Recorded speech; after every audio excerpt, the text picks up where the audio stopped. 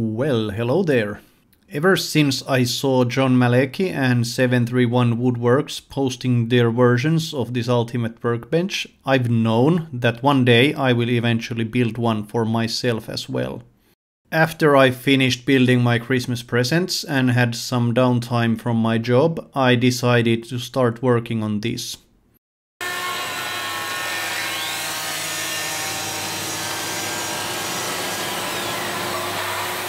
So I bought the plan from 731 Woodworks, modified the layout a bit and started milling the wood and working on the legs.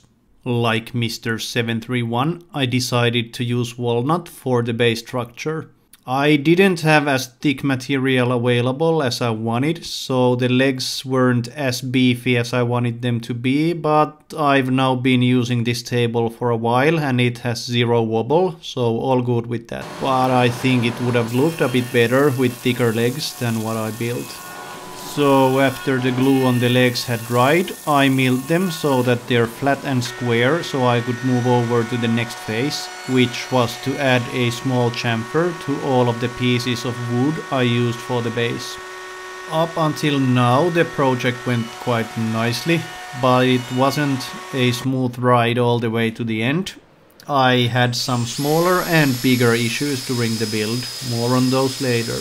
As my shop floor isn't level, I decided to add these simple and cheap leveling feet so that I can adjust the table to be perfectly level once it's completed.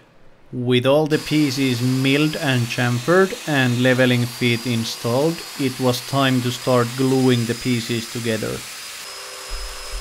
The first ones were easy, where I'm using my domino and getting them aligned. What you see me building here are the end sections. No real issues with this one. But when it comes to the very long side, I think it was around 220 centimeters, which is around 86 inches. That was not an easy one. Sadly, during my editing phase, I saw that the footage was mainly showing things that you really don't want to see. I should probably start using a belt. So the footage is limited, but trust me when I say that getting these marks for my domino was hard, and it wasn't easy thing to get them glued either. That's why you see me being very happy once I finally get it done. I'm sure it gets easier with experience, but I've never glued a piece this long, so I think it's natural to have a few challenges along the way. That's actually part of the fun, to overcome the challenges you face with the builds. After the long and difficult glue ups were done, I did the other side, which was much easier, because I really liked the idea on the plan to have this opening for my shop vac. And having this also meant that the glue up was actually split in half, which made it a lot easier. After everything was nice and dry, I decided to finish the base structure at this point, when it was still easy to get it applied to all sides. I decided to use worktop wax oil by woodcare.guide because I've never used it before and I always like to test new products, and this was given to me by the company without any strings attached. Having said that, I really liked the product. It was easy to be used straight from the can and very easy to apply, and it made the walnut really pop.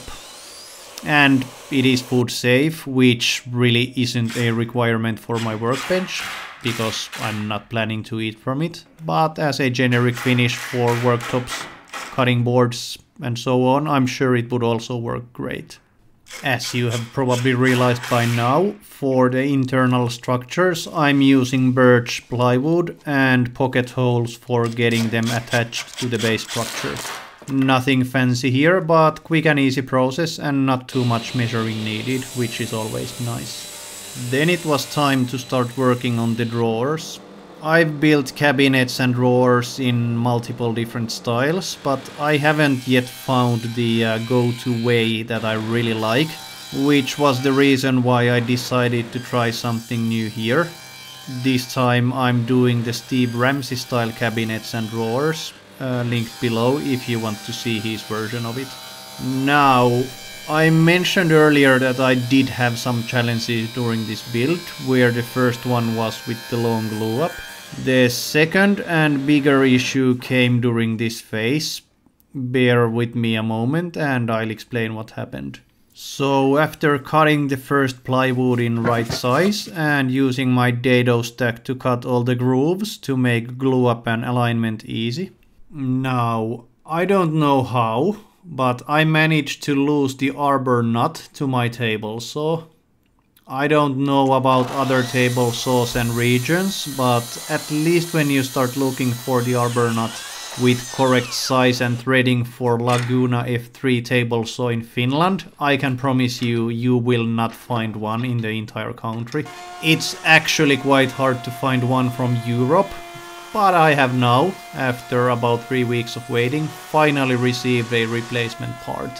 And my table saw is back in action, but I didn't want to wait for 3 weeks to continue with my workbench build, so it was time to finish the cabinets and drawers with a track saw and a router. So I guess there's a bit of learning here as well. When a tool breaks down or fails somehow, there's usually some other way to make the cuts you need to do. They might be slower, they might not be as accurate or fun to do, but still, you usually find some way to get ahead. Now, to this date, about 3 weeks after the arbor nut was lost, I still haven't found the original one, so it might remain a mystery forever where it went and how I managed to lose it. If you watch the original video from 731 Woodworks on this workbench, he lost his safety glasses while building it. I lost my arbor nut. Maybe that's just something that must happen with this one. You will lose something when building it. So, getting back to Steve Ramsey style cabinets and drawers, I really liked it, even though I only managed to build one with table saw and the dado stack, and the rest I needed to use track saw and a router. Anyway, one deviation from the version by John Malecki and this plan I bought from 731 Woodworks was that I decided to add a vinyl layer on top of the plywood. The reason is that I use a lot of glue, and I probably use too much of it, since my assembly table is always a mess, and the way this table is eventually structured doesn't allow for too much sanding. So by adding a vinyl, I'm hoping that the dried glue will be much easier to just scrape off without the need to eventually sand the entire workbench or replace the plywood. I decided to use contact cement or contact glue, which actually worked out great on this one. Personally, I have never used it before, so this was new stuff for me and kind of strange that you need to let it dry first, and then once you attach the surfaces back together, the glue will actually reactivate and make a really strong bond. One thing left to be done with the drawers was to build the runners. I decided to use wooden ones instead of under or side mounts. Again, if you want to see the full version on how to build drawers and cabinets in this way, I recommend checking the Steve Ramsey video I have linked to the description. After building a lot of cabinets and drawers, I had a lot of scrap pieces of plywood, so I decided to use those for building the drawer handles. I went with super simple design, basically just gluing up 2 pieces of plywood together and sanding the edges. Quick and easy. Now I had most of the stuff ready. The final phase of this build is to add the T-tracks on the plywood top I have, but before doing that I had one quick thing left to be done.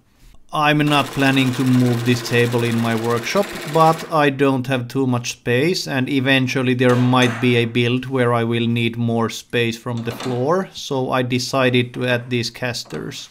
It was a quick one to attach these, just basically adding a few screws and I was done with it. With all the drawers full of tools, this is a heavy one, so now if I have to, I can move this around easily. Probably the scariest phase of the build, or maybe it was the initial glue up, was to use router and make the grooves needed for installing a lot of T-tracks. Any mistakes here would be visible in the end product. I made sure to double and triple check my setup before running the router through, and I'm glad I did, since I didn't have any major issues here.